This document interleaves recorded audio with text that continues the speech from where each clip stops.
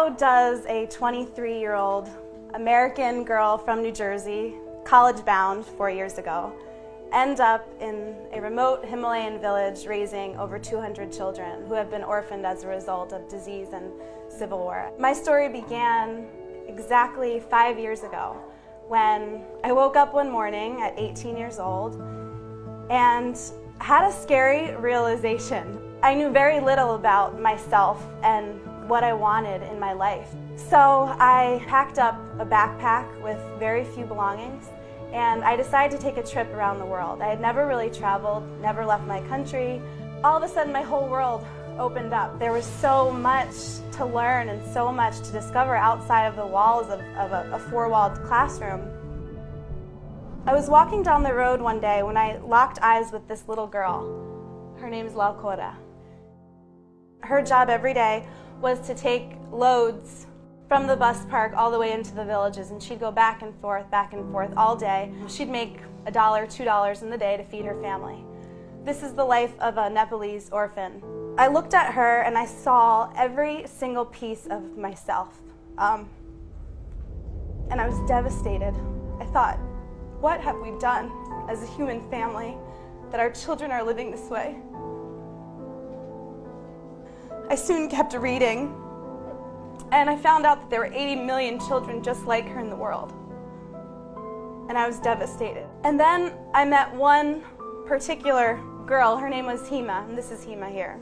She was 7 years old, but every day when I walked to meet her, she'd just smile with these big bright eyes and she'd say, "Namaste, Didi." And I thought for the first time, okay, Maggie, forget the 80 million. What if you just started with Hemo? Is there something that you can do to change the life of just one child? And I thought at 18, and as the entrepreneurial mind that I have, okay, I can do that. What if I just supported the education of this one child? How would her life change? And this is Hema a couple of weeks later.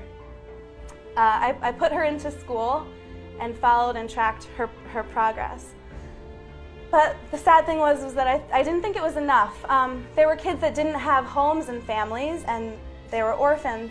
And one day I had this idea. I found a piece of land, and it just happened to be $5,000. And I wanted to build a home for orphan kids, a home and a school and a base. I called up my parents and I said, "Can you send me over my $5,000 of life savings?" I had saved up from the time I was about 6 years old, every penny. I babysat starting from the time I was 12 to when I was 18. And sure enough, they wired over that $5,000, and I bought my first piece of property in Nepal.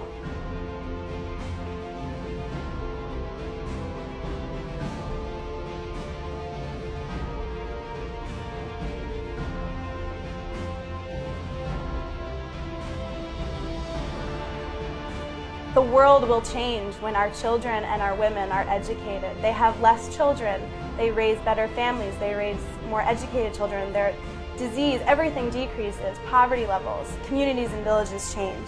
And the thing about this work that I do is that it's very addicting. So I thought, okay, one kid, if I could do one, why not 10? What if my dream was to walk across this dry riverbed one day and not see a single child breaking stone? That's what I want. I want to create a world that I want to see every day. And I think we have the power to do that. I don't think you have to go 8,000 miles away to the foothills of the Himalayas. I think the beauty of all of us is that we have talents and we have gifts. And this just happened to be mine, and I'm really lucky to have found it and created my little slice of heaven, my little paradise. And I think that the world will change when we all find that for ourselves, where we wake up every day and we wouldn't rather be anywhere else in the world doing any other kind of work. We think of all of the things we don't have instead of the things that we do have. Oh, I could do that if I had more money once I have my PhD, after I'm settled, after I'm established, after I'm famous. Well, what if everything you had was everything you have right now? Your body and your mind and that sense of, I can do anything.